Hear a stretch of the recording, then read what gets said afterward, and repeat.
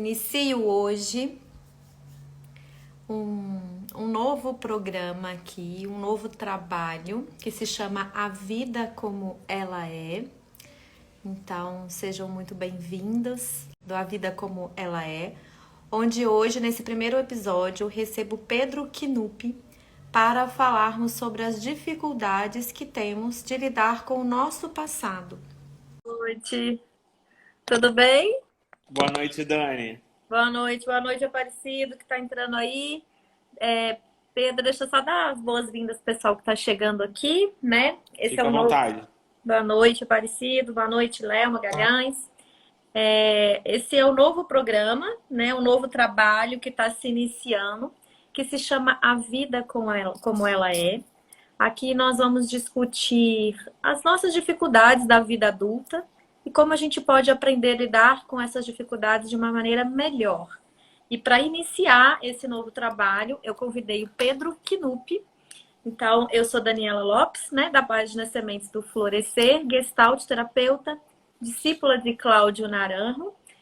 Sou uma buscadora do autoconhecimento e convidei o Pedro, que também é um buscador do autoconhecimento. Vou deixar o Pedro mesmo se apresentar aqui para a gente começar, para a gente estrear, né? Pedro está estreando comigo esse meu novo trabalho. Seja muito bem-vindo, Uma Pedro. honra. Uma alegria te ter aqui, né, nesse primeiro trabalho que está nascendo aqui e dividir essa nossa experiência com o autoconhecimento através do filme que nós vamos falar aqui. Vou deixar você se apresentar primeiro, depois a gente fala sobre o filme. Se apresenta para nós, por favor. E aí, pessoal, me chamo Pedro, como a Dani já falou, né? Eu sou entusiasta do autoconhecimento desde que o mesmo salvou a minha vida, né? Eu costumo dizer que eu existia, né? Por 33 anos eu existi. Aí você fala, Pedro, você não foi feliz? Não, tive momentos bons, mas eu não fazia ideia de quem eu era. Eu vivi no piloto automático durante 33 anos até que eu comecei a olhar para dentro, né? Então eu sou um cara entusiasta do autoconhecimento por ter sido salvo pelo autoconhecimento através da psicoterapia. Depois eu vou te perguntar um pouquinho mais a respeito disso, né? O que mudou na sua vida, mas acho que isso Que também nós vai. temos uma live já sobre isso, né, Dani? Já Temos temos uma uma live. live que tá lá no Tá perfil da salvo Dani, aqui. Tá tá aqui, tá salvo salva. no nosso feed. Exatamente. Naquela live você fala muito sobre a vulnerabilidade. É tão bonito ver, né, gente? Tá aqui, a gente deixa o convite para vocês, porque é uma live onde o Pedro fala, é tão difícil a gente ver um homem expressando a vulnerabilidade como o Pedro expressa. Então fica aqui o nosso convite para vocês assistirem isso. E como é bonito quando um homem pode expressar os seus sentimentos. Isso é muito forte e muito bonito. Mas hoje nós vamos falar sobre o passado, sobre aqueles acontecimentos que a gente tem vontade de esquecer, de apagar da nossa memória. E o que que isso, né? O que que, se fosse possível, a gente deixa essa reflexão aqui para a gente começar. Se fosse possível apagar da sua memória algum acontecimento, qual seria ele? E se existisse um método, uma máquina que pudesse fazer isso por você, você faria? E você já pensou? Pensa aí um pouquinho se você faria e pensa também quais seriam as possíveis consequências disso. Que é sobre isso que nós vamos falar nessa live de hoje. Então, nós vamos falar sobre isso através do filme O Brilho Eterno de Uma Mente Sem Lembranças. E aí, para isso, Pedro, eu não sei quem está aqui, as pessoas que estão aqui conosco agora, ao vivo, conta pra gente se vocês já assistiram esse filme. A gente fez essa sugestão também nos nossos stories, né? Para que vocês pudessem compreender um pouco mais sobre o que a gente vai falar aqui. Mas para quem não assistiu, a gente vai dar um jeito também de colocar vocês a par dos acontecimentos do filme. Mas conta aqui pra mim. Michael, eu tô vendo que você tá aí, você conseguiu assistir, a gente conversou, você falou que ia assistir. Quem mais? Deixa eu anotar o nome do filme aqui, porque aí fica fácil de vocês saberem, né? Eu vou fixar aqui, ó. Brilho Eterno de uma Mente Sem Lembranças.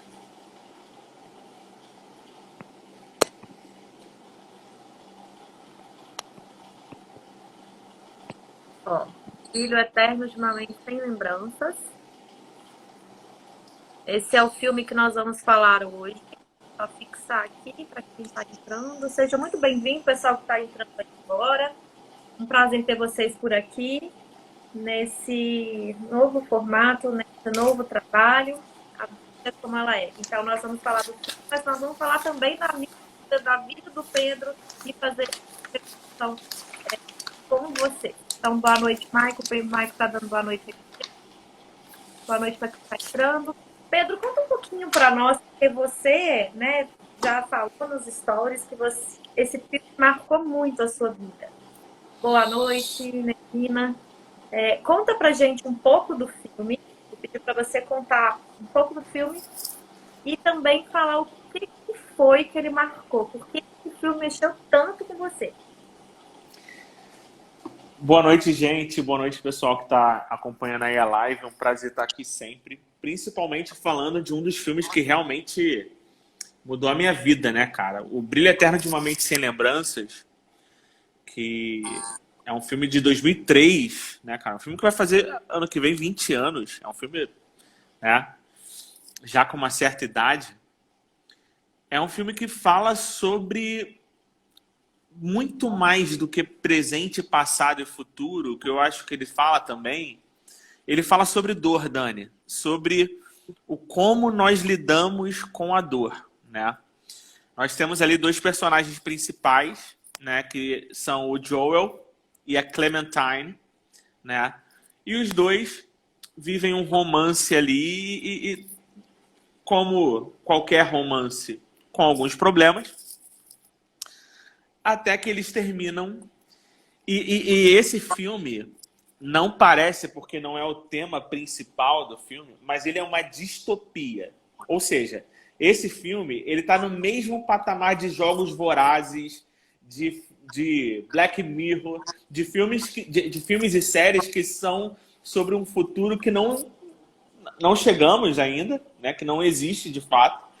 E é um futuro onde as pessoas têm, né, uma empresa ali chamada... Eu adoro o nome da empresa. Não sei se você lembra. O nome da empresa é Lacuna Inc. Né? Que é uma empresa que se propõe a apagar memórias. Né? Então, digamos aí que você tenha uma pessoa que te fez muito mal, um relacionamento onde aquela pessoa, na tua cabeça, foi a vilã da tua história. Né? E isso é um ponto também desse filme. E você resolve apagar aquela pessoa da tua vida. Você, tipo assim, não é que você vai superar. Não é superar. É literalmente apagar. Você não lembra que aquela pessoa existiu, que você conheceu aquela pessoa. E a Clementine, depois de uma discussão que eles tiveram, resolve apagar o Joel. Eles terminam o relacionamento, ela apaga o Joel. E aí o Joel também resolve apagar a Clementine, e é aí que acontece todo o enredo do filme. E o que esse filme, Pedro, mexeu com você, né? Porque você falou muito bem aí, esse filme mexe com dor. Depois eu vou comentar aqui as partes do filme que mexeram, né? Que me chamaram a atenção, que mexeram comigo, e a gente vai compartilhando aqui. Tem algumas pessoas fazendo comentários, deixa eu só ler aqui. Nadina Martins, obrigada por compartilhar, não conheço o filme, vou assistir. David Almeida. David, boa noite, agora que eu tô vendo você aqui, David. Acho que assisti, mas não me lembro muito. Prazer ter vocês aqui, gente. Carla, eu gostaria de apagar muita coisa dos meus últimos 9 anos. Então fica aqui com a gente, Carla, não vai embora. Pra gente ficar aqui com a gente até o final, para você ver o que esse filme traz de reflexão. Boa noite, Cássia, que está chegando aqui também, Amanda. Bom, gente, eu vou fazer o seguinte. Eu vou apagar agora. Eu vou desativar os comentários. Eu vou apagar, olha. Já tá no ritmo. Já tá no ritmo da nossa live. Eu vou desativar os comentários agora para que a gente possa se conectar melhor com o Pedro. Mas vocês podem continuar fazendo comentários e perguntas através do pontinho de interrogação, ok? Só para ficar mais limpo aqui a tela, olha como fica melhor, né? Tá mais fluido. Então, Pedro, conta para mim o que foi que mexeu com você. Porque esses filmes tocam a nossa história, né? A Sim, gente muito. sintoniza com os filmes porque eles reverberam alguma dor em nós, algum Sim. acontecimento que a gente se identifica. Então, o que você identificou na sua própria história que acontecia ali no filme, né? E que fez a virada de chave aí para você, a chamada de consciência? Então, eu sou um cara completamente intolerante à dor, né? Eu, por exemplo, nunca tomei uma Bezentacil na vida. Eu prefiro tomar 14 dias de antibiótico do que tomar uma Bezentacil, porque eu realmente sou intolerante à dor. Eu não reajo muito bem. Eu fico, por exemplo, eu tenho, vez em quando, uma crise de enxaqueca, né? E quando eu tenho essa crise de enxaqueca, Dani, eu me isolo, cara. Me isolo, eu fecho o quarto, eu desligo o celular. Por quê? Porque eu sou intolerante à dor. Eu não sei lidar bem com a dor física e muito menos a emocional. Eu passei pela minha primeira desilusão amorosa, eu já tinha 34 anos. Uhum. Eu já tinha 34 anos. E, cara, eu vou te falar, se naquela época houvesse uma possibilidade científica de eu deletar as minhas memórias, de eu simplesmente não perceber aqueles acontecimentos e entender que aquilo não houve na minha vida, eu faria. Ó, naquele momento da minha pior dor, eu faria. E esse filme, ele fala muito comigo porque nós vemos que esquecer não é, em hipótese alguma, uma solução. Nenhuma hipótese esquecer o que passou. Deletar o que passou. Então, se você está aí procurando, você que está ouvindo a gente, está procurando no YouTube, quero esquecer meu ex, cara, não queira isso. Não esqueça seu ex. Né? Ah, Pedro, mas eu não quero viver. Beleza, supere. Supere, mas não esqueça o seu ex. E aí eu vou explicar. A gente vai explicar aqui na conversa sobre o filme um pouco mais. Mas foi isso, Dani. Eu, em algum momento da minha vida, quis sim apagar memórias. Uhum. Sim. Me chama a atenção, na hora que começa o filme, várias coisas nesse filme me chamaram a atenção. Eu tenho uma conexão muito grande com a criança interior, né? Porque como Sim. você se identifica, né, com essa fase de apagar a memória, para mim a criança interior, na minha história e na história dos meus pacientes, tem se tornado a chave da superação, né? O Aham. contato com a dor, que também é o contato com a transformação.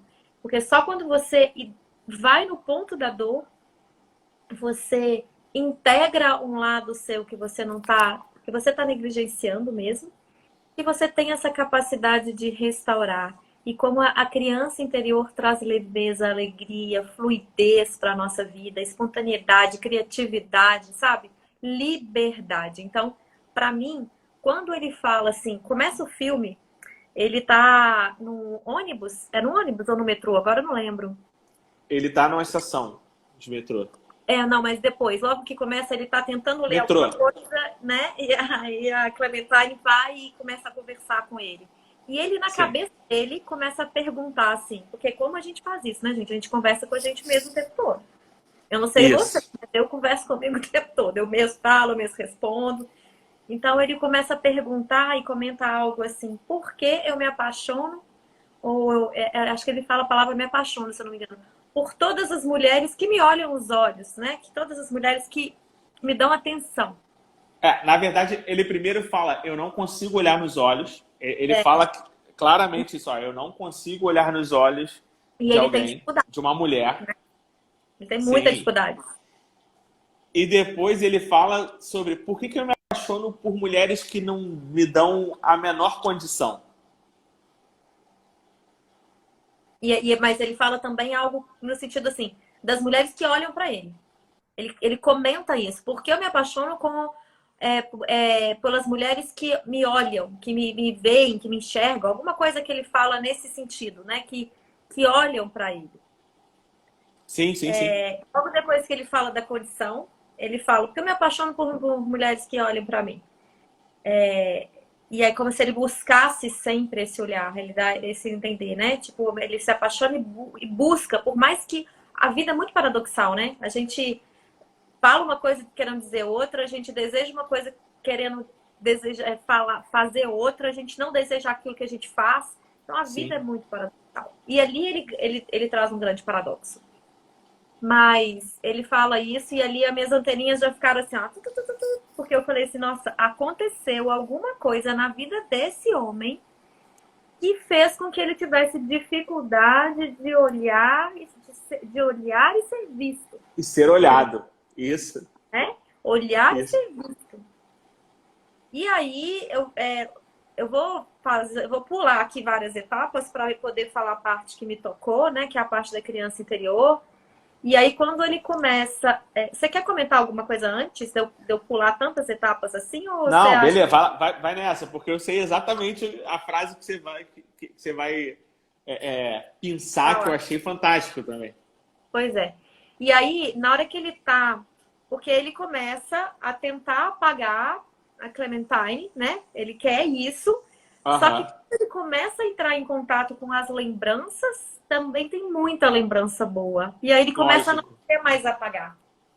Ele E começa eu a se acho isso aborrecer. legal, Dani, assim, antes de você entrar no ponto que você quer, porque assim, o processo de apagamento começa da memória mais recente para a Sim, memória mais antiga. Então, quando ele começa a apagar, o começo são as memórias ruins, porque claro. são as memórias do término. São Sim. as memórias daquele relacionamento ferido, desgastado, já um sem muita paciência com o outro. Você vê que as memórias iniciais que ele apaga são memórias onde um não conversa muito com o outro, um tá sem paciência. Ah, eu já sei que você vai falar isso. Tipo assim, eu já sei que ela vai falar isso e tal, porque já tem um desgaste ali. E quando ele Memória de começa a dor. recuar nas memórias, ele começa a vivenciar memórias que não foram tão ruins. Sim. E as memórias ruins já foram apagadas, ou seja, ele já começa a vivenciar só com as memórias boas, né? E aí ele fica desesperado porque ele, no meio do processo de apagamento, que é um processo que ele está dormindo, que ele está em coma, que ele está ali sedado, ele começa a reviver as memórias boas e fala assim, cara, não é isso que eu quero. Eu não quero apagar essa memória, porque esse dia foi muito legal que eu tive com ela. Essa conversa foi muito engraçada. Esse sexo foi muito bom. Então eu não quero apagar isso. Até que ele começa a querer fugir, porque, cara, eu não quero mais apagar. Eu não quero mais apagar. E aí ela, na verdade é ele, que está na memória dele, fala assim, e se você me levar para uma memória onde eu não estou? E aí ele fala, pô, não consigo pensar em nada que não tenha você. E aí ela fala, ela sugere que ele vá para a infância, e aí é onde ele fala, cara, eu vou te esconder numa memória onde você não tá, e é onde ele vai para a memória da infância. Deixa eu só responder uma pergunta que tem aqui. A Gabi está perguntando qual o nome do filme? É Brilho Eterno de uma Mente Sem Lembrança, Gabi. E tem no Ele, Netflix, Gabi. é, Isso. E quando ele chega nessa parte aí que você está dizendo, ela fala assim para ele: me esconda aonde num lugar difícil de achar. Sim. Aí ele fala assim: mas eu não sei, eu não consigo pensar num lugar difícil de achar. Aí ela fala para ele assim: me esconda atrás da sua humilhação. Da sua humilhação. Isso aí.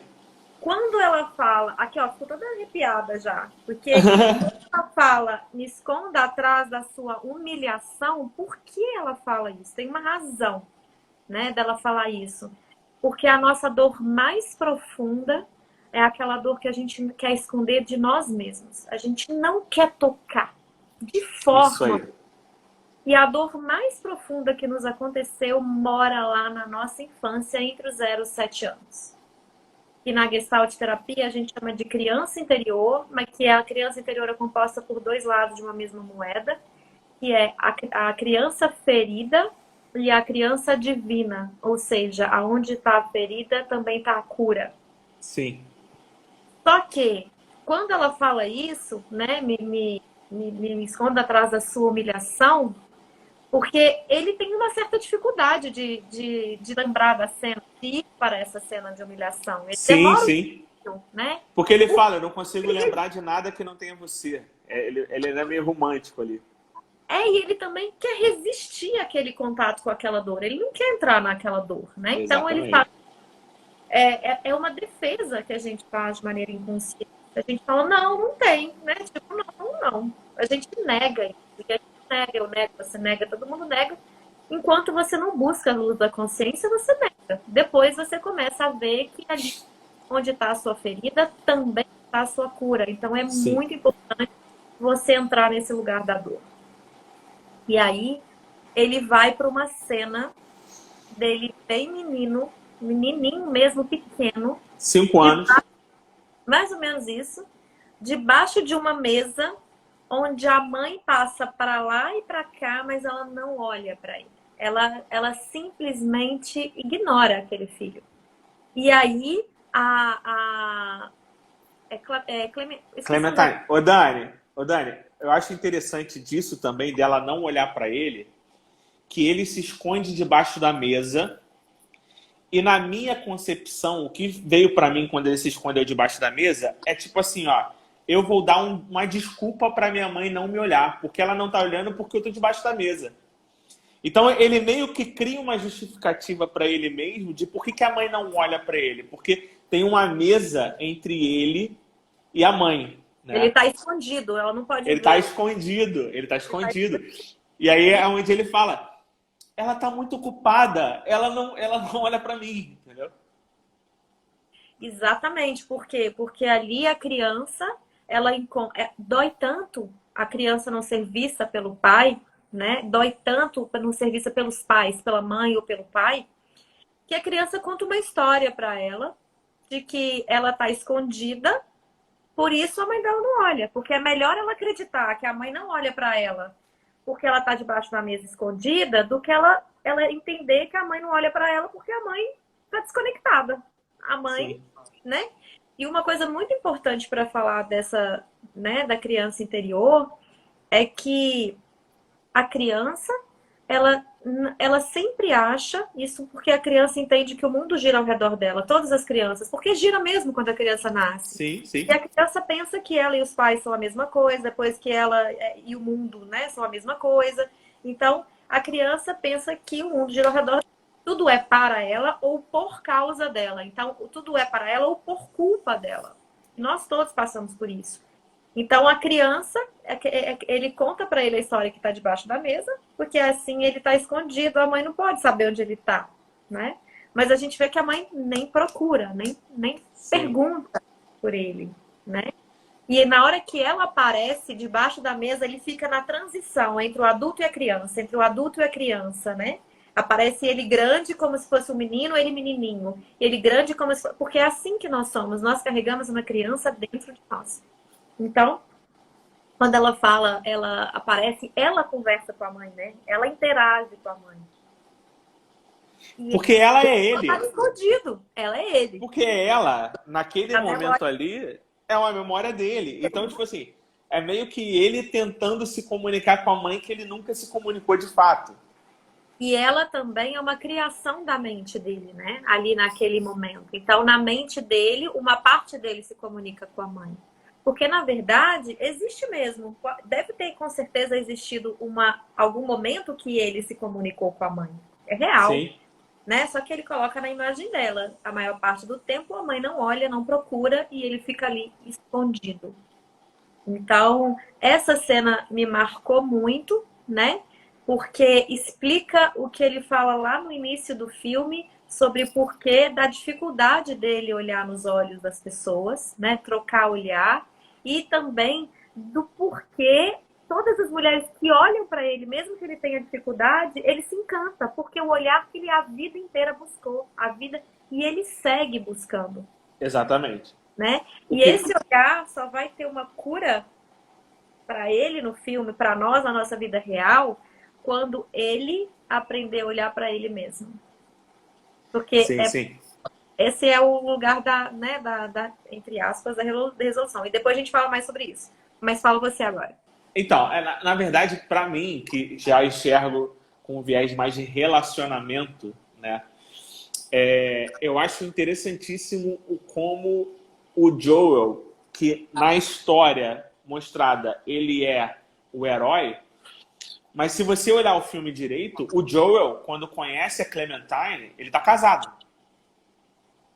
Ele mora com outra pessoa. Ou seja, na história de alguém, o Joel é o vilão. E a Claro. Clementine é a outra. Ó, na história de alguém, só que a Naomi, que era a ex dele, que você nem vê no filme. Porque o filme está te mostrando aqui. Não é sobre isso que eu quero dizer. Eu não quero contar essa história. Essa história é o background do Joel. Mas é importante você entender que o Joel, ele começa a se envolver com a Clementine estando casado. Então, já é uma outra coisa. E ele, no começo do filme, e isso é muito legal para você entender, tá? Você que vai assistir o filme não ele não tem uma sequência cronológica. Ou seja, o filme não começa no começo. Ele não começa no início da história. O início da história, como é um filme decrescente, que ele vai apagando as memórias, você vai vendo o início da história no decorrer do filme. Então, se você quer assistir um filme totalmente linear, onde tem um início... Não é esse filme. Esse filme é um filme que começa, por exemplo, com ele conhecendo pela primeira vez a Clementine pela segunda vez. Como assim, Pedro? Sim, ele conhece a Clementine pela primeira vez 2 vezes. Então você vê ali... e aí tem a outra questão, né, que eu vou falar mais pra frente, que é... Quando você apaga a dor, você só apaga a dor? Ou quando você apaga a dor, você apaga o aprendizado que aquela dor te trouxe? Porque se a gente for entrar num outro âmbito, que é uma personagem que é totalmente secundária, mas para mim falou muito comigo, é a assistente do médico. Uhum. Né? Que é uma pessoa que repete os erros por ter apagado a dor. Conta aí pro pessoal o que ela repete. Então, vamos lá, gente. Que aqui, ó, nós vamos dar spoiler mesmo, porque a gente... A gente vai dar spoiler, cara, é isso aí. O que acontece? O Joel e a Clementine terminaram. E aí você começa ali o filme vendo ele sofrendo muito. E aí ele encontra um dia a Clementine no trabalho dela, né? E ela simplesmente finge que ele não existe. E ele não entende nada. Ele, caraca, ela nem pra me tratar mal. Ela simplesmente me tratou como desconhecido. E aí ele começa, tipo assim, cara... E até que uns amigos em comum dele e dela contam pra ele, olha, cara, o que aconteceu foi o seguinte... A Clementine deletou você da memória. Então ela não fingiu que não te viu. Ela realmente não te conhece. Porque ela apagou. E aí o Joel resolve fazer a mesma coisa. Ah, ela apagou. Se ela apagou, eu vou apagar também. E aí ele contrata a mesma clínica. Né? E essa clínica ali, né, você tem o médico e você tem os funcionários da clínica. Uma das funcionárias da clínica é uma assistente super jovem, super bonita, que teve anteriormente um caso com um médico. E você vê no decorrer do filme que ela tem uma atração por ele, mas ela não entende muito bem. Cara, tipo, ela até se envolve com outra pessoa durante o filme, mas ela tem uma atração meio platônica, né, Dani? Pelo médico. E aí, quando a mulher do médico pega eles em flagrante, ela fala assim pro médico, pro doutor, conta pra ela, não seja um monstro. Vocês têm uma história. A mulher do médico fala para o médico junto com o assistente, porque a assistente sai correndo, o médico sai correndo atrás da mulher, a assistente chega e assume a culpa, né? É como se a assistente tivesse seduzido o médico. Porque, na verdade, é ela que beija ele, né? No Sim. filme, né? Sim. Sim, exatamente. Então, assim, Cara, são tantas camadas nesse filme. Ó, esse é um filme que eu não te recomendo assistir 11h30 da noite, sabe? É um filme pra você assistir, tipo, cara, tô aqui, cheguei em casa 9 horas, vou jantar e vou ver um filme. Beleza. Agora, se você tiver com sono, se você não tiver com a tua atenção completamente disponível, não assista, porque é um filme com muita camada, com muita mensagem. Cada personagem ali, por exemplo, o outro assistente que é apaixonado pela secretária. Pô, esse cara dá um outro podcast. Esse cara dá uma outra live, mano. Porque esse cara, ele é apaixonado pelo inacessível. Por aquilo que ele é apaixonado pelo desprezo. Ele vê o tempo todo que ela quer o médico e não quer ele, mas ele é apaixonado por isso. Ele continua, mesmo depois. Então, assim, gente, é um filme fenomenal. O auxiliar do cara que trabalha, eu nem sei quem é aquele, né? Mas é como se fosse o técnico da máquina. Né? Aqui. O auxiliar do técnico também, ele começa a namorar a Clementine, né? A Clementine. Ele começa a namorar a Clementine e vira assim como que eu vou falar? Nem sei a palavra, mas vira Não, e ele é antiético, né? Porque ele usa as memórias que a Clementine apagou do Joel. Então, tipo assim, ele usa as cantadas que o Joel usou. Inclusive, aquilo que ele deu pra ela, ele usa. Pra dar presente que ele nem viu que era. Ele fala, eu nem sei o que é. Chegou a dar, né? Porque ele foi lá pra dar e ela tava com cara, né? Ela já tava com Exatamente. Cara. Exatamente. Então, assim, o que eu tiro desse filme é principalmente a questão de relacionamentos do seguinte. Cara, gente, olha pra mim aqui, ó. Eu sofri muito. Não foi pouco. Não foi pouco. Eu sofri muito por amor não correspondido, muito por falta de autoconhecimento e falta de amor próprio, tá? Então, em várias vezes durante o meu processo de autoconhecimento, cara, eu quis sim apagar pessoas da minha memória. É porque a dor era tão insuportável que eu só queria acabar com a dor. E quantas vezes, Dani, a gente se mete em outro relacionamento para acabar com a dor? A gente se mete com bebida para acabar com a dor. A gente se mete em várias furadas porque nós só queremos uma anestesia. A gente não quer tratar a dor. A gente quer uma anestesia. E eu conto também, não sei se eu contei na última live, mas eu conto no meu livro o dia em que a dor salvou a minha vida. Eu tive uma dor incrível na escola. Incrível na escola. Eu contei no último, né? Uhum. E por eu ter tido uma dor muito, muito aguda, descobriram que eu estava com apendicite. Se não tivessem descoberto, ou seja, se eu não tivesse sentido a dor, eu não teria operado. E se eu não tivesse operado, eu teria morrido. Ou seja, aquela dor, ela salvou a minha vida.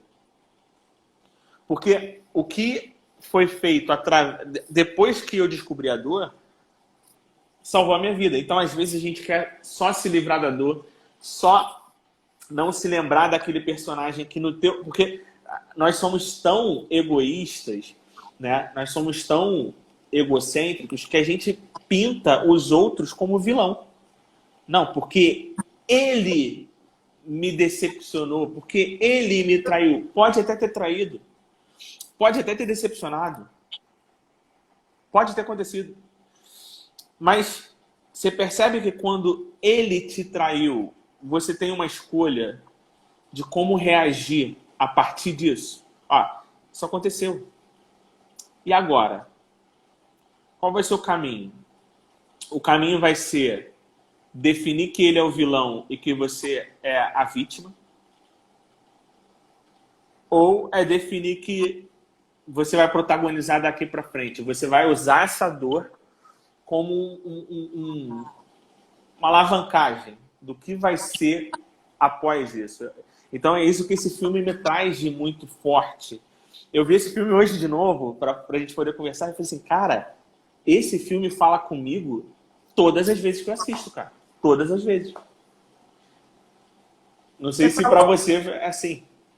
Você falou uma coisa aí, Pedro, super importante, assim, várias coisas importantes você falou, mas algumas que você disse, quando você fala assim, você inicia a live falando da nossa intolerância, né? Principalmente da intolerância à dor emocional. Eu sou uma pessoa bem resistente à dor física, né? Bem Aham.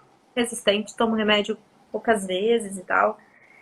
E já passei umas cólicas renais, umas coisas assim. E a dor física, para mim, ela é, assim, não é tão dura de passar.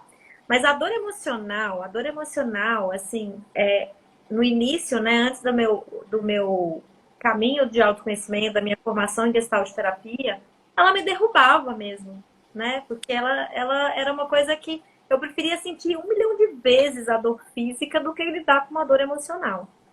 E no decorrer da minha formação, né, que já foi desde 2012, e do meu caminho do autoconhecimento, do meu crescimento, eu aprendi a lidar com a dor, né? Eu aprendi. É fácil? Não, não é. Não é fácil. E aí, daqui a pouco eu falo aqui de uma dor real que eu estou atravessando, uma dor emocional que eu estou atravessando nesse momento. Mas não é fácil lidar com a dor emocional. Não é fácil lidar com nenhuma dor, né? Mas assim, a dor emocional, eu acho que ela é ainda mais difícil do que a dor física. Porque a dor física você toma remédio, né? Você vai ali, toma um remédio, ou se é um caso cirúrgico, como foi o seu, você faz a cirurgia, você resolve com algo externo. A dor emocional, a gente tem fugas, distrações, que aí você falou. Aí pode ser uma saída, um novo relacionamento, pode ser o trabalho, pode ser um vício, né? A gente tem fugas. Mas ela só se cura quando você encara. Não dá pra fingir que a dor emocional. Você pode até empurrar com a barriga. Pode. Só que em algum momento aquela dor emocional volta. E ela se repete até que você olhe pra ela e resolva encarar. Mas quando você fala do relacionamento, por exemplo, que você trouxe o exemplo da traição, é muito comum as pessoas, num caso de traição, falar assim, fulano de tal ou beltrana, aquela pessoa é o algoz e a outra é a vítima. Mas todo relacionamento é uma via de mão dupla e sempre existe coparticipação. Sempre existe uma responsabilidade bilateral. E esse é o crescimento, né? Então, se você foi traída, além de você poder protagonizar a sua própria vida e escolher o que você faz com aquela traição, é importante que a pessoa olhe. A gente está falando de traição porque você trouxe esse exemplo, mas pode ser qualquer outra Não, coisa. eu queria até, assim, te sugerir um questionamento, tá, Dani? O que é traição? Porque, assim, traição pra mim é quebra de expectativa. Você é minha namorada, você não espera que eu fique ou beije na boca de outras pessoas. Concorda comigo? Tipo assim, se a gente está num relacionamento, é uma convenção, é uma expectativa que você tem com relação a mim e que eu tenho com relação a você, ok? Tratar mal o seu namorado não é, de uma certa forma, trair? Desrespeitar a sua namorada não é, de uma certa forma, trair? Porque no meu consentimento, no meu pensamento, depois de algum tempo, cara, traição é tudo aquilo que o outro não espera de você. É. Eu acho que é um pouco, para mim, é isso, mas é um pouco mais aprofundado, porque assim, a traição é uma quebra da confiança, é uma quebra de um Isso, acordo, isso. entende? Se você tem um acordo, porque quando a gente está com alguém, né, existe ali um acordo, vamos dizer assim. Se é Exato, um exato. casal que é um relacionamento fechado, né, que o casal é um para o outro, não é aberto para envolvimento de outras pessoas, se um outro entra e traz um terceiro para aquele meio, é uma quebra da confiança, é uma Sim, quebra do acordo. é a quebra do acordo. Mas Ok. o que aconteceu nesse meio do caminho aqui, que é a responsabilidade, porque é assim, a responsabilidade de manter um relacionamento em equilíbrio é dos dois. Sim, Não é de um ou de outro, é de ambos. O respeito, o compromisso, a cumplicidade, o carinho, o afeto, o respeito, especialmente. A exatamente. nutrição do amor é responsabilidade dos dois. Porém, quando começam a acontecer aqui às vezes é até a própria rotina, um não tem tempo para o outro, ou sei lá o quê. Começam a acontecer as divergências. Muitas vezes as pessoas, em vez de dialogar, de expressar os seus sentimentos, de ter uma conversa verdadeira, elas começam a esquivar da dor. E E aí, Dani, isso, é isso. né? Nessas distrações pode aparecer um terceiro ali que fala, opa, vem aqui e me dá o que o outro não está me dando. Sim, sim. Ô Dani, é isso. Quando você traz um terceiro pro nosso relacionamento, tô fantasiando aqui um relacionamento, né? Quando você traz um terceiro, é uma traição, porque é uma quebra do acordo. Sim. Mas quando eu não disponibilizo do meu tempo para você e coloco o trabalho, o jogo do Flamengo, isso, eu também tô quebrando acordo. Com certeza. Mas Eu por isso também que tô traindo. a responsabilidade de manter o equilíbrio da relação é de ambos. Mas a traição, que a gente chama de traição aqui, nesse caso, de entrar uma terceira pessoa, porque existem muitas formas de trair, que é o que você está falando, né? É isso, exato. Muitas formas de trair, mas vamos colocar aqui, só para exemplificar, para ficar mais claro, a traição como uma entrada de um terceiro, seja um homem ou uma mulher, não importa, né? Sim. A escolha de trair, de não encarar a dificuldade da relação, é de um. A escolha desse, né? Vamos colocar. Você escolhe trair. A escolha de trair, de não sentar, de não expressar, de não olhar para a relação, os problemas que estão acontecendo, para conversar e tentar resolver, é sua, né? Então, o que a pessoa, quem é o que a sua namorada pode fazer?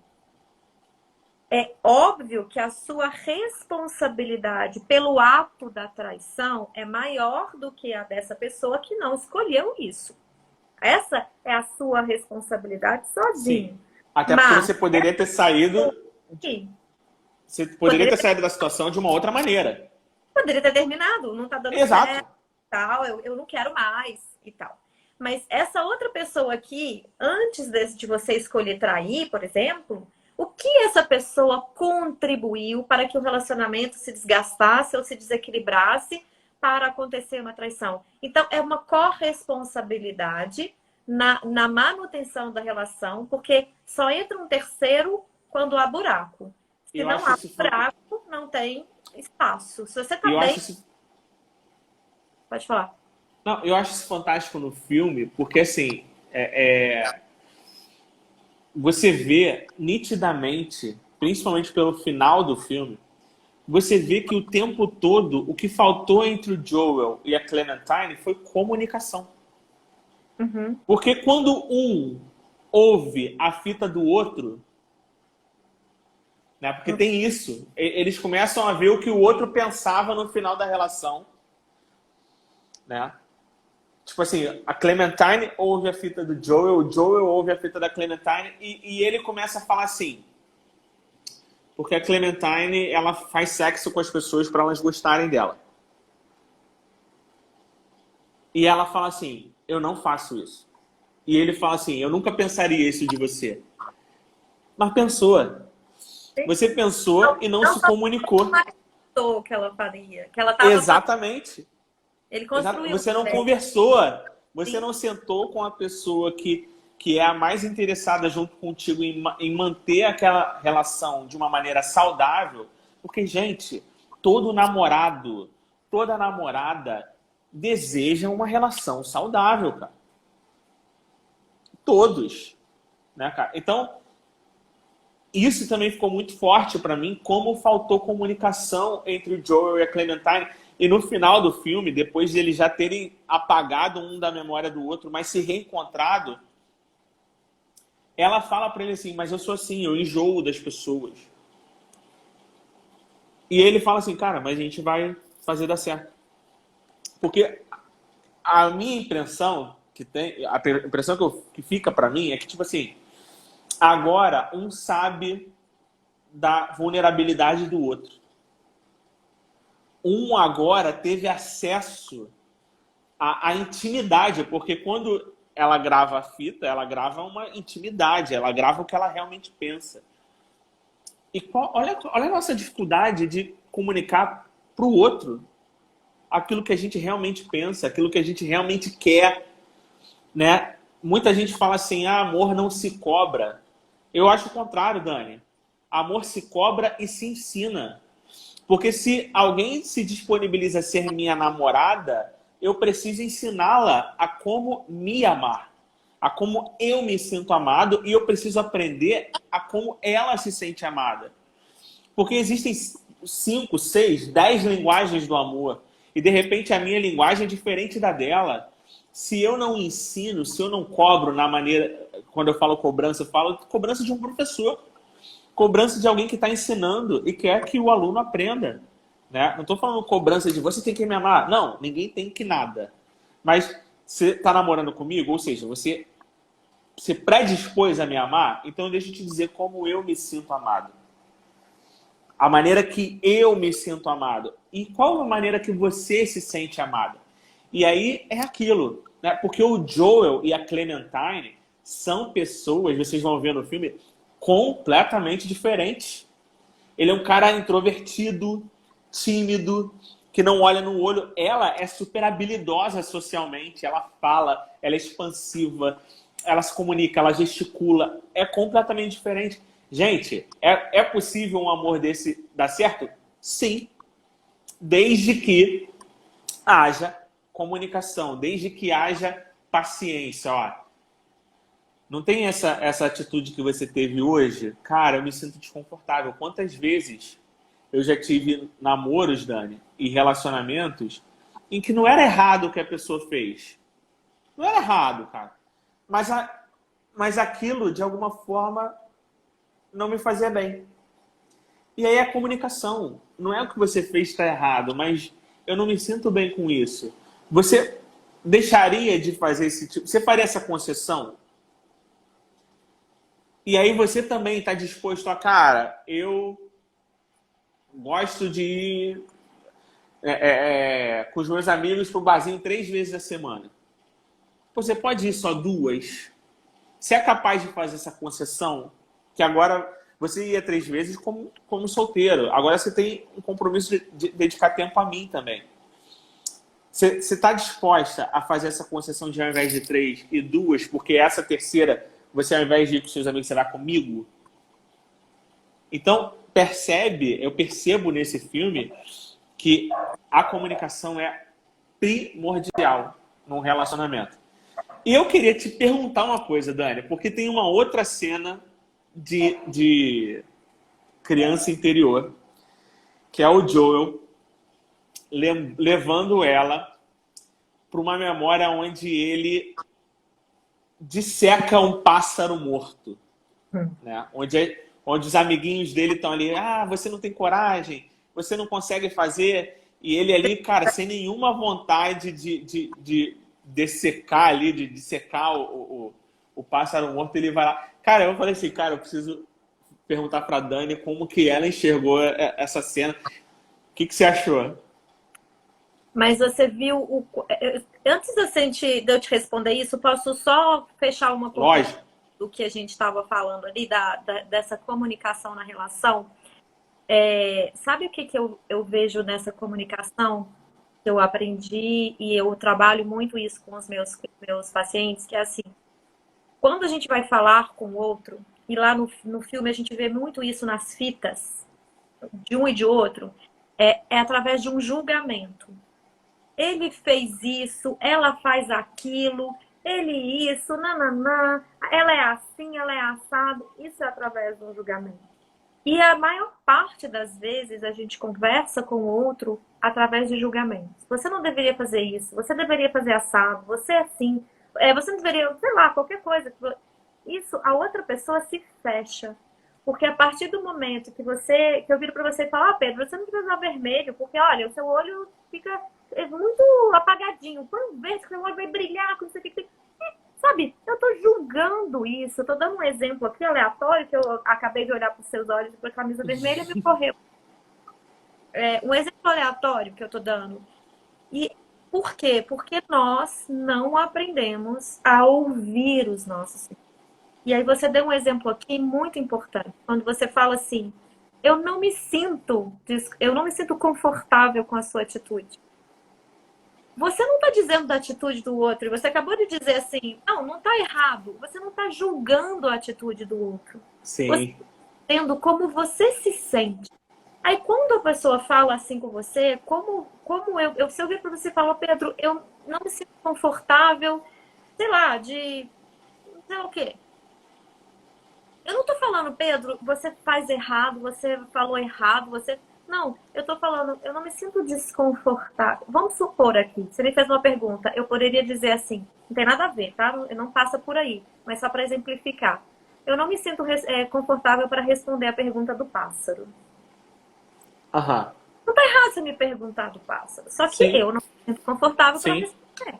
Então, ok para mim, ok para você, vamos mudar de assunto, né? Tipo assim, porque sim. é algo importante.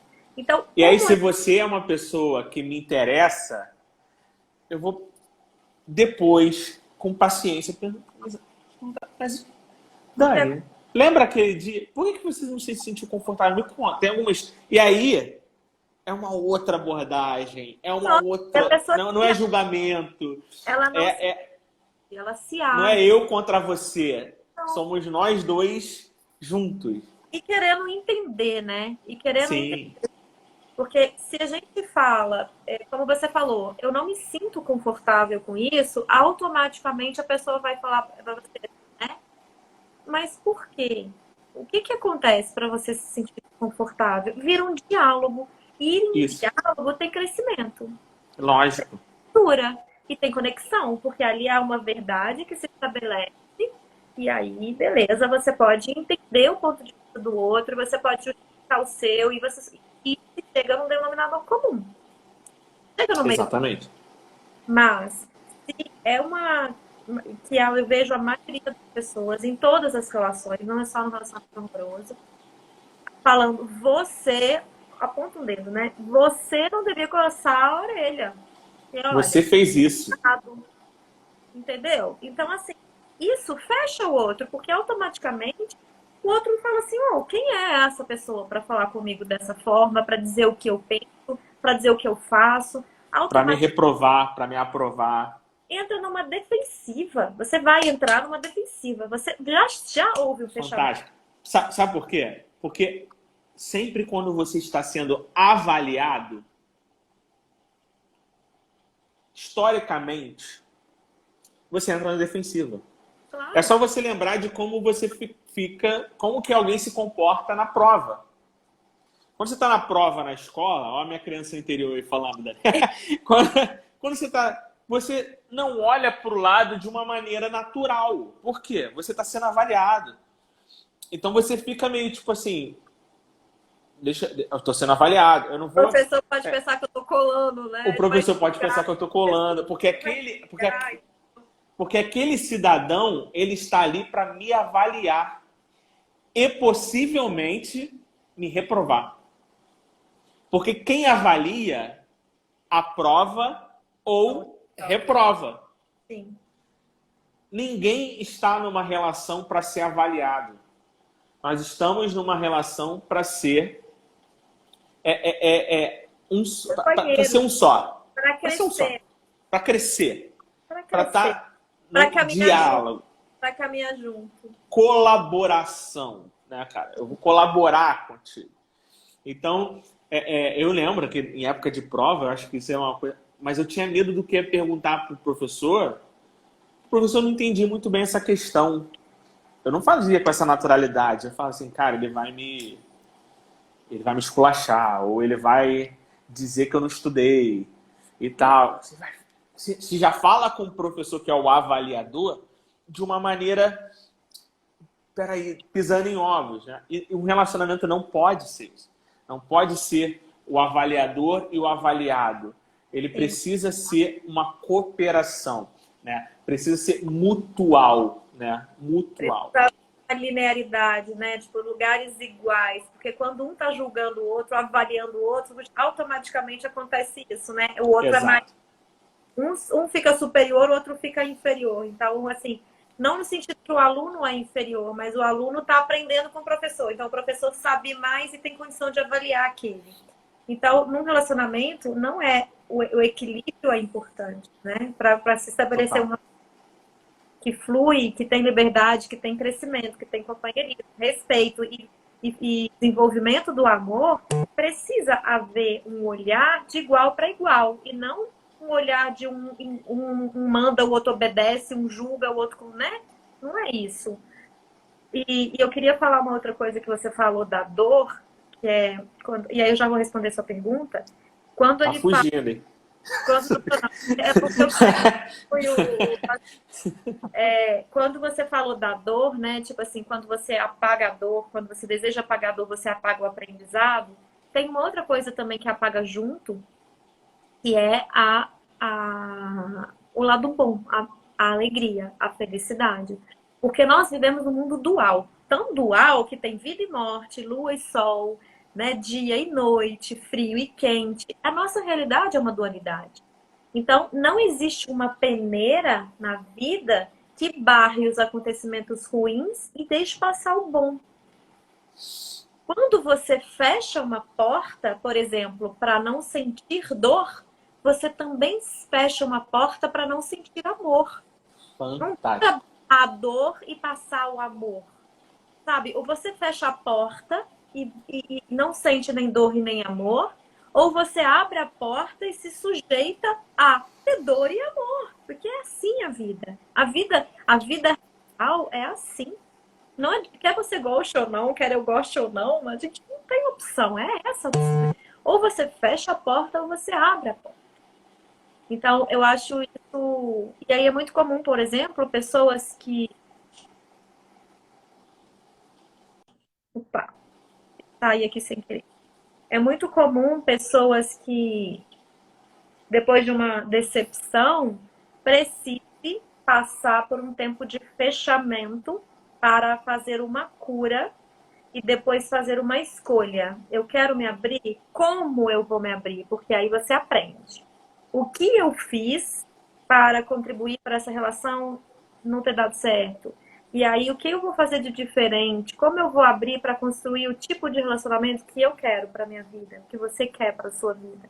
Essa é a pergunta que é importante a gente se fazer, né? Falando de relacionamento. E respondendo à pergunta do pássaro, aquela cena me impactou também. Assim, eu tive até dificuldade de olhar. Por que me impactou? Porque para mim fica muito claro o quanto ele fez aquilo para ser, entre aspas, aprovado.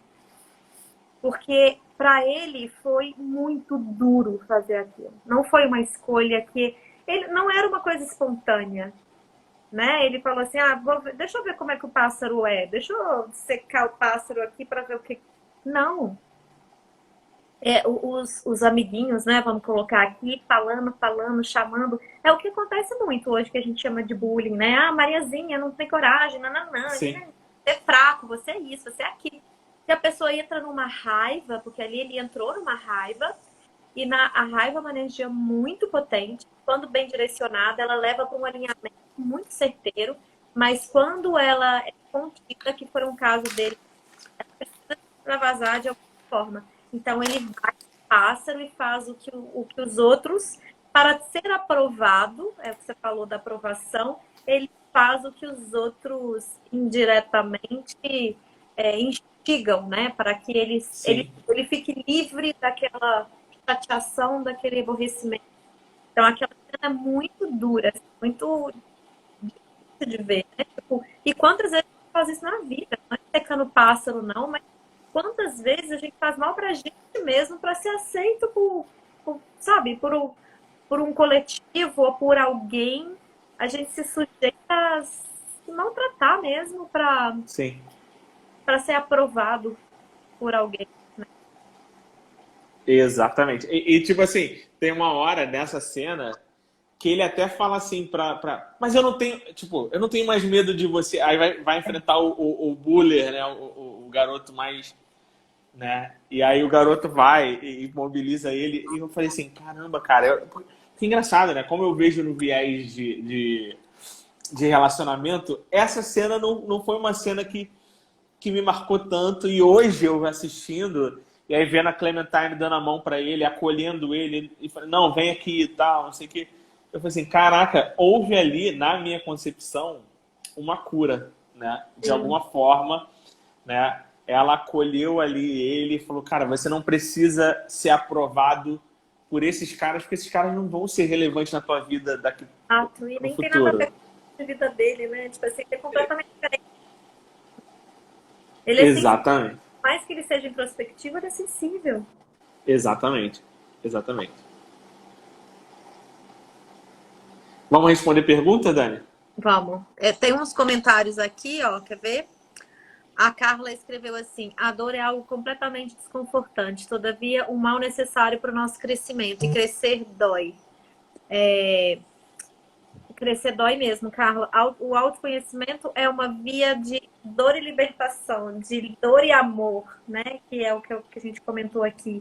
Mas quando a gente começa a se conhecer cada vez mais, pelo menos para mim é assim, Pedro, não sei como é para você, a gente pode começar a aprender pelo amor e não mais pela dor. E isso muda tudo na nossa história. Eu acho que quando você começa a se conhecer, a dor, ela continua presente. Mas quando você começa a se conhecer, Dani, você é capaz de escolher a dor que faz sentido. Eu falo muito sobre isso nos meus textos, no meu livro. Eu falo muito sobre você escolher a dor que faz sentido. Então, por exemplo, você está num relacionamento tóxico com uma pessoa onde você já está 3 anos e não vai para frente, não vai para trás, sempre as mesmas atitudes, a pessoa não muda, você já terminou, já voltou e tal. E hoje você se encontra nesse relacionamento e sofrendo. Esse sofrimento, ou seja, essa dor, vai te levar para um lugar que você já conhece. Você já sabe onde é. Aproveitando que a gente está falando de filme, tem uma parte do filme Matrix, né, cara, que eu adoro também. Eu tô doida para Adoro. fazer live desse filme. Pode ser a nossa próxima. Olha, me chama. Cara, e tem uma hora que o Neo tá no carro, né, com o pessoal que quer tirar ele da Matrix, e ele para assim e as pessoas abrem a porta para ele ir embora. Tipo, cara, você quer ir embora? Então vai. E aí ele fala pra Trinity assim, por que eu não iria? E aí a Trinity fala assim, porque você sabe exatamente onde essa rua vai dar. Você sabe aonde essa rua vai dar. Ou seja, essa dor não faz sentido, cara. Porque você sabe onde você vai parar. Então, Pedro, mas se eu terminar... Geralmente tem mais dor. Exatamente. E aí você fala assim, Pedro, mas se eu terminar, vai doer. Vai. Vai. Mas é uma dor que vai te levar para um lugar onde você não sabe. Você não conhece. Ou seja, é uma dor que faz sentido. Não faz sentido a dor cíclica, entendeu? Não faz sentido a dor cíclica. Você falou isso e eu lembrei de uma coisa que hoje, inclusive, eu fiz 2 atendimentos seguidos falando sobre o tema da morte, que é também um tema que está rondando a minha vida agora. Muitas vezes a gente... Porque a vida é impermanente, né? A gente vive como se isso não existisse, como se a impermanência não existisse. O trabalho da consciência me ensinou, inclusive, a lidar com a vida, lidar com a morte para viver uma vida melhor, para viver uma vida bem vivida. Aham. Então, estava falando isso 2 clientes minhas agora, antes da live, passando por esse momento também, de contato com a perda, né? Perda de emprego. E o quanto, às vezes, a dor da perda é tão grande que a gente tenta evitar o contato com essa dor. Através das distrações que a gente já colocou aqui, mas como a dor já está presente mesmo quando a gente não olha para ela. Então, quando você fala, deu uma falhada. Deu uma travada. Foi mal. Não, sem problema. Então, o que eu estava dizendo... Você conseguiu me ouvir ou não? Pode. Se você puder repetir, porque falhou bastante aqui. Agora eu troquei de Wi-Fi. O que eu estava dizendo é que a dor, né? A dor da morte é uma das dores mais fortes, porque é a expressão máxima da impermanência da vida, né? E é algo que a gente tem, assim, absoluta certeza que a gente não tem controle. Porque, no mais, a gente acha que a gente controla, né? Mesmo que a gente não controle, a gente se tem uma crença de que a gente pode controlar. A gente planeja. Sim. Controlar a gente não controla, a gente planeja. Fazer plano, sim. E aí eu tava antes de chegar aqui na live, falando exatamente sobre como às vezes a dor já está, mas o medo de entrar nessa dor é tão grande que você começa a trazer a sua mente começa a te contar coisas e você se convence de que você não tem tempo para fazer o que você Sim. precisa, que você trabalho, nananã, e a gente escolhe por medo do contato com a dor. O nosso ego cria mecanismos de defesas e nos convence porque as justificativas são muito plausíveis, Sim. são muito convincentes. E a A gente, gente é muito bom em se enganar. nossa, muito bom. E a gente se convence direitinho que é por uma razão X, Y, Z, que a gente não pode, que não é uma escolha, você não tem escolha, né? Só que em dado momento você vai se deparar com aquela dor outra vez, porque não existe uma fuga eterna. Em algum momento essa dor volta. E quando essa dor ela volta, às vezes ela volta de uma forma muito mais dura, porque às vezes volta, no caso da morte, por exemplo, um sentimento de culpa por não ter aproveitado o contato com aquelas pessoas que ainda estão vivas. Então, como é importante a gente compreender que a dor já está, Sim. sabe? Que ela já é, mesmo que você coloque várias coisas na frente, justificativas e fugas e nananã, se você sabe Inevitável. sozinho lá no seu cantinho, você sabe que aquela dor já está aqui. Você só não olha para ela. Mas como você não olha para ela, essa dor fica perpetuando ali em você ad eterno. Se você olha para ela, porque dá medo mesmo, é natural ter medo de olhar para a dor e tá ok ter medo. A gente não precisa parar de ter medo para olhar para a dor. É aprender o medo, quando muito exagerado, ele nos impede de fazer as coisas. Mas quando trabalhado, a gente consegue fazer as coisas com medo, porque o medo também tem uma função protetora na nossa vida. Lógico. Um estado de alerta que você precisa ter. Então, quando eu falo assim, as pessoas falam comigo, eu não quero olhar para essa dor. Mas essa dor já é sua, já está aí. Se você olha para essa dor, você tem capacidade de superar, né? De transformar essa dor em um potencial, em uma ação positiva para você e para o outro. Mas enquanto você não olha, ela fica lá no seu inconsciente, no seu pano de fundo, que a gente chama na Gestalt terapia, ela direciona a sua vida sem você perceber e você se convence que ela não está direcionando. E quantas Isso aí. coisas você deixa de fazer em função disso, né? Não, Então, total. É aquilo. A vida sem dor é inevitável. A vida sem dor não existe. Né, cara? é A imaginar. questão é Real. imaginária. É. Inevitável, na verdade, é a vida com dor. É. A questão é você escolher realmente a dor que vai te levar para outro lugar que faz sentido. Né? Sabe? A dor, às vezes, como você está falando do medo, né? Porque, por exemplo, o que me faz não fazer carinho no tigre, né? Uhum. Do zoológico? Eu tenho medo dele arrancar meu braço. Então, é um medo super saudável, no caso. E a dor também é. Porque o que me faz não coçar o olho até afundar o meu globo ocular? É ter uma dorzinha ali. É eu saber que, tipo, cara, passando. Por que você não coça até virar carne viva? Porque você tem dor. Então a dor ela é um mecanismo de tipo assim, até aqui, tá? Passou daqui já não é saudável. Então já não faz sentido, né? Então é isso. Você me fez lembrar uma pergunta do meu mestre uma vez, porque enquanto o Cláudio era vivo, a gente tinha retiros com ele de 10 dias, 10 dias, né? E aí, numa terceira imersão que a gente teve com ele, ele perguntou assim, vocês vêm aqui e entram em contato com tanta dor, por que vocês voltam? Vocês sabem por que vocês voltam? Ninguém respondeu, né? Acho que tinha umas 600 pessoas na sala, tipo, todo mundo mudo em silêncio. E aí ele concluiu, ele falou assim, porque vocês aprenderam a passar. Vocês aprenderam a fazer. A lidar. aprenderam a superar e a lidar com a dor. E cada vez você vai ficando melhor nisso, né? Cada E vez posso você... te falar uma coisa, Dani? Eu acho que mais importante do que aprender a superar a dor é aprender a lidar com ela. Porque você só vai superar quando você aprender a lidar.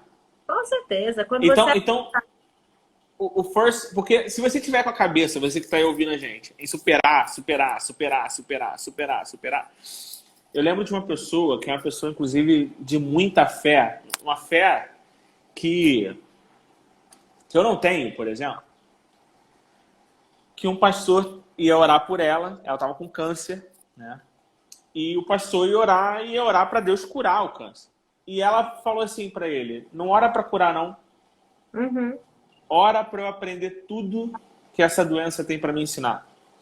Eu não tenho essa fé, tá, cara? Eu admiro essa fé, mas eu não tenho essa fé. Uhum. Porque ela entendeu que lidar é mais importante do que superar. Mas você sabe que aqui, nesse sentido da Gestalt, a gente fala de superar exatamente o aprender a lidar. É a mesma, são palavras muito parecidas pra gente. Porque se você supera o medo de. Ah, sim. Supera a hesitação de. Sim. Vencer a dor Integra. não é ausência de dor. Não, porque Vence... na verdade, isso difere o homem dos meninos e as mulheres das meninas, né? A criança Fantástico. do adulto.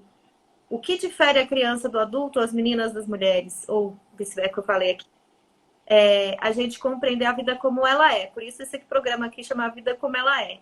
Como é a vida do adulto? É real. E como é a realidade? Com dor e amor, com alegria e tristeza, com luz e com sombra. Exatamente. Agora, na imaginação de uma criança que é fantasiosa, é só alegria. Então, quando a gente amadurece, a gente aprende a lidar com a vida assim como ela é. E não como a gente gostaria que ela fosse. Porque a criança... Maturidade. Exatamente. Então, quando o Cláudio disse, vocês voltam porque vocês aprenderam a lidar com a dor, vocês aprenderam a superar o medo da dor. Eu não falei, mas é o medo da dor. Isso aí. Entendeu? Porque isso já não assusta. Por quê? Porque você sabe que dentro de você tem capacidade suficiente de lidar com o que chegar. E isso faz, quando a gente fala do relacionamento, você conseguir protagonizar a sua vida. Porque você sai do lugar de depender do outro, do precisar do outro, de achar que você não dá conta para o outro, para saber que, apesar de sofrido, doído, uma traição, seja uma ruptura de um relacionamento, você tem dentro de você a capacidade de fazer essa travessia, de seguir o seu caminho. Então, fantástico, Débora. aqui, a Teixeira... Libera os comentários agora, Dani. Vou liberar, deixa eu falar aqui para não ficar para trás. Teixeira, a dor me fez tomar decisões que eu achava que nunca conseguiria. Aprender a lidar com a dor e a se curar tem sido libertador. Exatamente, gente. Não, só da gente poder...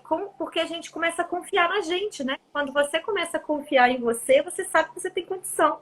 E você também pode pedir ajuda, né? Você sabe que você não precisa de passar por tudo sozinho. Então, isso também nos coloca num lugar de aceitar a nossa humanidade imperfeita e limitada, mas também trabalhar a nossa humildade, né? Saber que a gente não é uma Mulher Maravilha, é um super-homem que resolve todos os problemas sozinho. A gente precisa do outro também. É um encontro das duas coisas.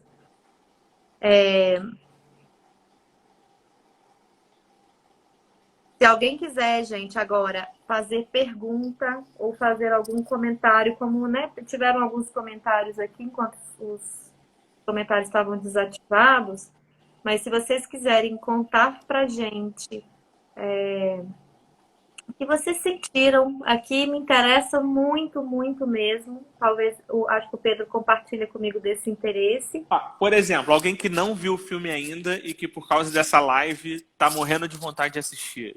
Eu queria saber dessas pessoas, entendeu? Então, eu queria ouvir. Tá, duas coisas. Essa pergunta que o Pedro fez e também o que vocês estão sentindo com esse bate-papo, né, com o que nós trouxemos aqui, com o filme, com o conteúdo. O que reverberou aí para vocês? Isso não fez sentido? Como é que você se sente diante do que a gente trouxe? Não tem como ter um delay.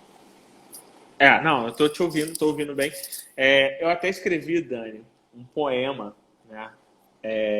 Um poema sobre isso, né? Sobre esse filme, ele reverberou muito na minha vida, né? E o nome do poema é Saudade, tá no livro. Eu fiquei de ler aqui na live, mas eu vou fazer melhor do que ler aqui na live, né? Eu vou gravar um Reels declamando, né, esse poema. Tá, eu já liberei ele no meu perfil, ele estava arquivado, eu liberei hoje mais cedo.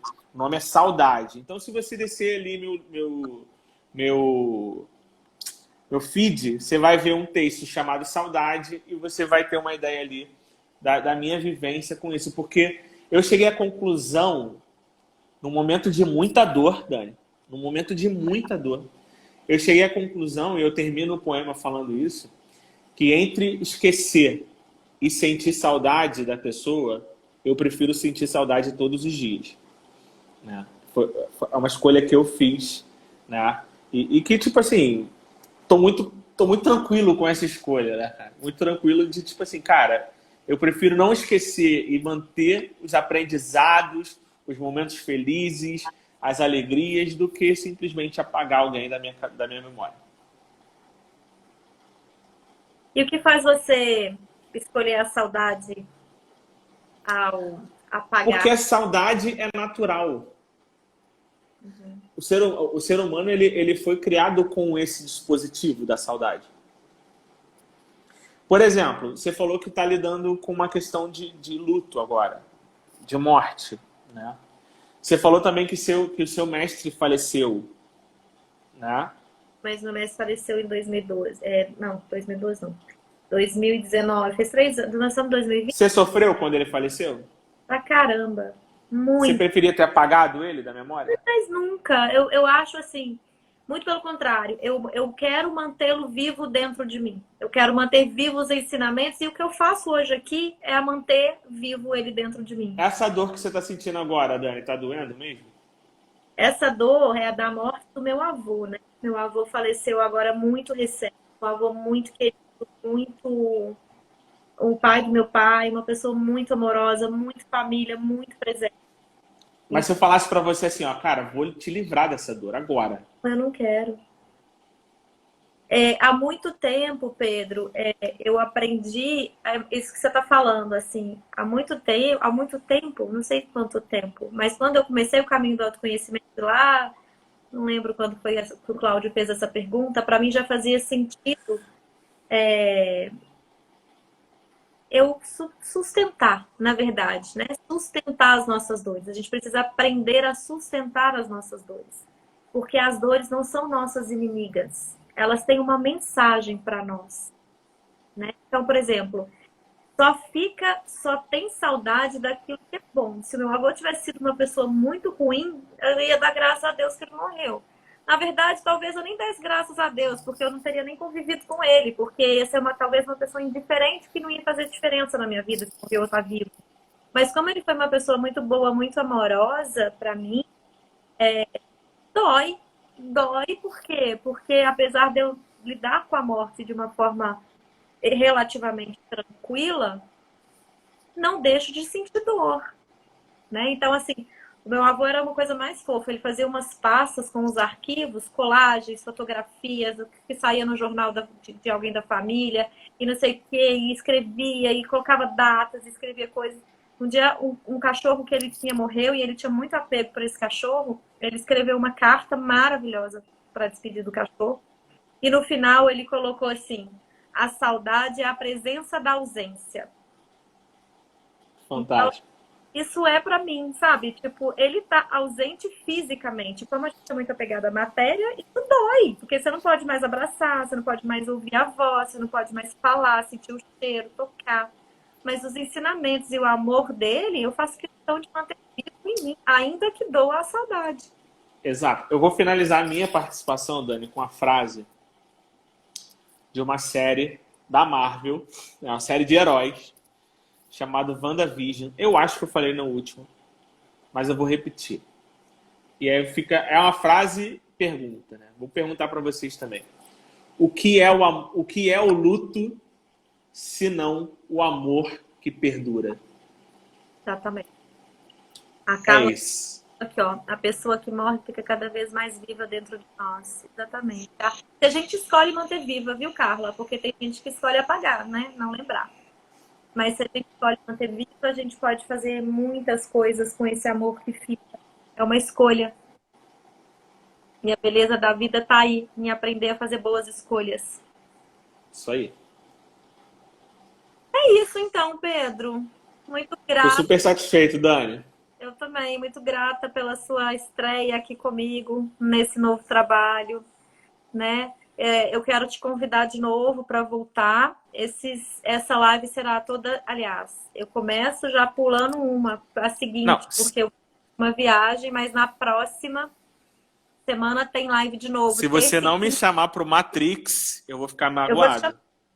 Não, já tá chamado, o convite já foi feito. Tá bom. Nós vamos começar a data agora, porque Matrix, pelo menos para quem Putz, busca cara. a verdade e o autoconhecimento, gente, Matrix é sinistro. a gente já aproveita para deixar a nossa dica aqui para vocês já irem assistindo. Quem já assistiu, vale a pena ver de novo. Esse filme vale a pena ver um monte de vezes. Veja e tome a pílula vermelha.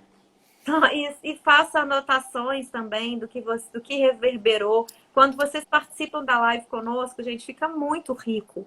Então, Lógico.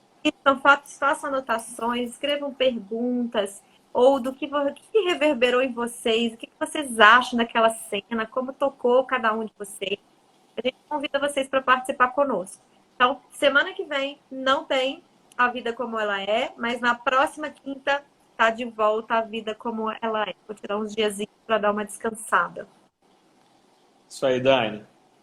Gente, muito obrigada pela presença de vocês aqui conosco. Pedro, gratidão por essa Não, troca gratidão total. Adorei. de feito. Um beijo, então, gente. Boa noite. Boa noite, Pedro. Beijo. Beijo.